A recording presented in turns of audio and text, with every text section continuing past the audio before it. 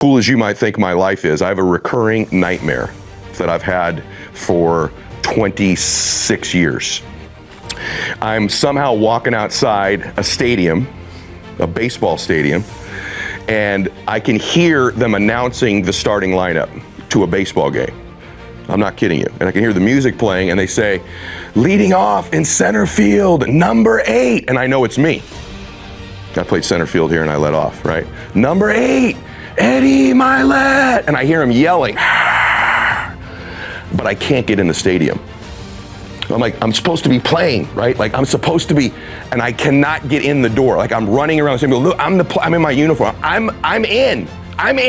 They're like, we don't know who you are, man. I'm like, no, you need to let me in. They just announced me. I'm the starting center fielder, man. They're like, I'm sorry, man. We don't know who you are. You can't play. And then every single time I have the dream, I lap around the stadium trying to get back in to the game. Except I can't get in. This is a true story. I'm 47 years old. I had this dream last month. I had it the month before that. I had it the month before that. Okay? And then I wake up. And it's a nightmare. Every time I'm in the dream, I know I'm having it, but I can't get out of it. And the reason I have that dream is because I miss playing so much. And the real reason I have the dream is because when I was here, listen to me, okay? When I was here, I did not give it everything I had. Over and over and over again, you must be working on how great you think you are, what you're worthy of, what you deserve. Because you get out, the way you change your identity is this. You change your identity, listen to me on this, remember this when I leave. You change your identity because it's based on what you believe you're worth, what you believe you deserve. We take it more serious, we have more fun, we're laughing our asses off, but we are out working everybody in the conference, everybody in the country. We hit the gym that way, we stretch that way. You become a team nobody wants to play. Now, if you did that, you know what starts to happen to this team? You start to believe you deserve stuff you probably aren't good enough to get. You will literally win games you're not supposed to win. This team outworks everybody in their at-bat. They battle on every pitch when they're in the bat. I want you to think about that for a minute. I mean, what if you didn't give away a single freaking pitch all year batting? Not one dude. You grind every pitch, you battle every pitch. What if someone would have told me this when I was here? Battle every pitch, man. Every pitch is a fight. Every pitch is a battle. It's you, it's a team, but it's you and the dude with the wrong lid on the mound. Battle his ass. You're going to get what you're looking for. So if you're looking for success, you're looking for happiness, you're looking for prospects, you're looking for recruits or clients, I'm telling you, the more you're consciously looking for those things, you're going to see them. When you're looking to win, you're looking for victory.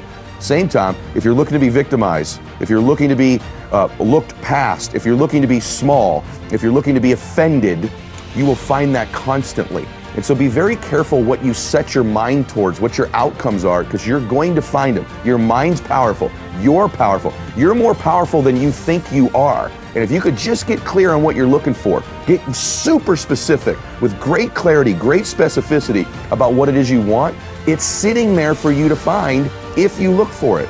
One of the things we have to do to create a new identity is to begin to tell a new story. What's your new story? Who are you now? What are you all about now? Where are you going now? What's this new version of you?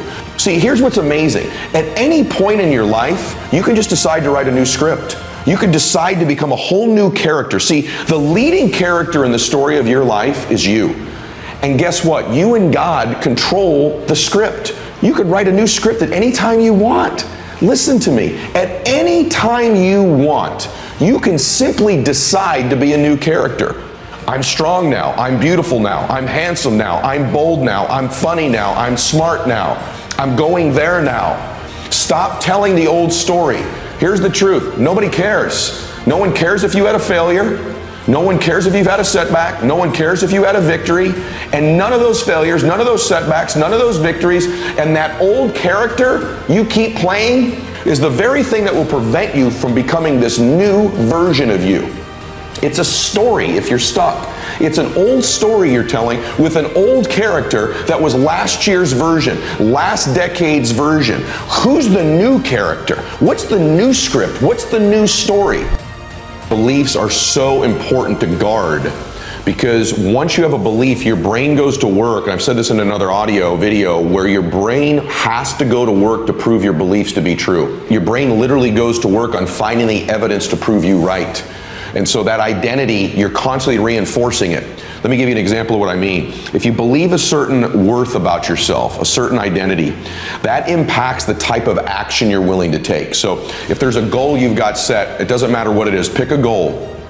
To the extent that you believe it's consistent with your identity is to the extent that you will make an effort towards it. It's a self-fulfilling prophecy, however, because what happens is if your identity is here and the goal is there, you will only make an effort congruent with what you believe you're worth. And so that limited effort you make produces the result not consistent, and it reinforces the belief. It's like a self-fulfilling prophecy. So you set a goal that is inconsistent with an identity you're working on. You will only make an effort consistent with the identity, which will get you to here, doesn't produce the result, and it reinforces this belief you have about yourself. So it's important as you set new goals, as you set new visions, that you also upgrade your identity simultaneously. You're in process of upgrading it, because that identity impacts the effort you make, right? Impacts the will you put towards it, and that will is reinforced by the lack of result, and so it becomes this self-fulfilling prophecy. So your mind has this belief it wants to prove to be true, and it starts to find references. So if you believe you're 75 degrees, it's going to start finding legs to put under that table to make it immobile so it can't move to prove you right. And so our identity equals our effort, and the challenge is that effort produces the result. And so this identity has everything to do with the effort you make, which produces the result, which will reinforce the identity or the lack thereof. So it's critical that you upgrade identity with your new visions and goals. I don't really believe in this mentor stuff. I don't know that I buy into that. Like I don't think I influence you by you necessarily asking me questions and I answer them. Don't you find that too? Like almost sometimes people that want you to mentor them, they're almost interviewing you. And I think that's almost like a school teacher. So if you look at your kids, the people that influence them, their teachers influence them to a degree. That's like a mentor, right? Because they shape them and mold them, and there's influence there. But who do you really worry about? You worry about who their friends are. Because their friends, you show me their friends, I'll pretty much tell you who's influencing them. So I think what I do a decent job of is when I do get to know these folks, I don't treat them like they're some God figure, or they're any different than me or any better than me. I treat them like a friend. And I want to make them my friend. You're talking about people that maybe have achieved something in a space above you. They're constantly, Donovan was on your program earlier, he'll tell you, people constantly, when you're in that environment, treat you as if you're different than them or better than them. There's a million people like that. They're not any better than you. They haven't have a blessing and a skill or a set of facts and knowledge that's ahead of you. So make them your friend. That's how, like you and I, we're becoming friends. The way you're going to influence me, I'm going to have influence over you. We're going to have an interview today. We're going to learn some things, but really is our friendship, just associating, just being around each other. So I think probably the biggest thing is I've made them my real friends. Okay. You want to know the truth? If you're going to have a long-term relationship with somebody, this is something people don't talk about ever, but I'll say it. You better stay attracted to them. You better have physical intimacy with them. And if you don't maintain that part of your relationship, like you keep dating, like, man, you start keeping it spicy all the time, physically, I'm talking about. What starts to happen over time is you start living with just your friend. And in most relationships, I have a lot of friends. I don't want to lay next to them every single day. Right? I got a bunch of really good friends that are male and female, and I don't want to be married to them. And if you allow your spouse to turn into just your friend, that you lose that intimacy, that physical connection. One of the keys, I would say, is I'm super attracted to her still. And I think she's incredibly for no reason whatsoever, miraculously attracted to me still. And so I think that's one part of your evaluation. How often do you touch each other? Do you hold each other's hands?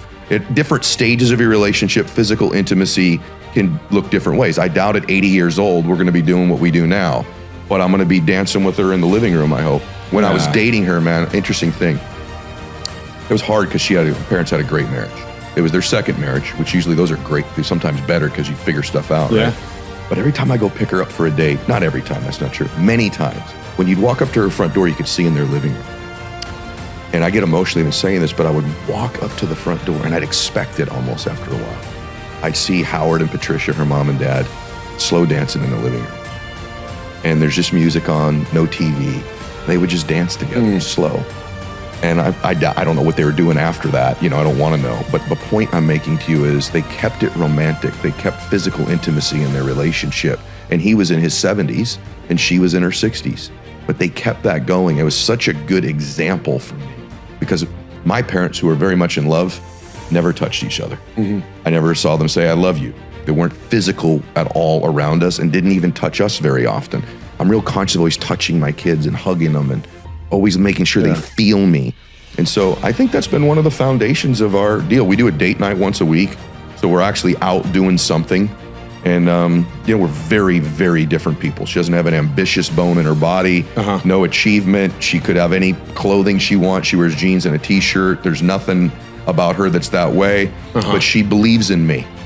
She believes in me. And that's, people can love you and not really believe in you. Yeah. She believes in me. And that's always given me strength and confidence throughout all of our ups and downs or whatever they are. I feel like that's one of the great gifts is her belief in me.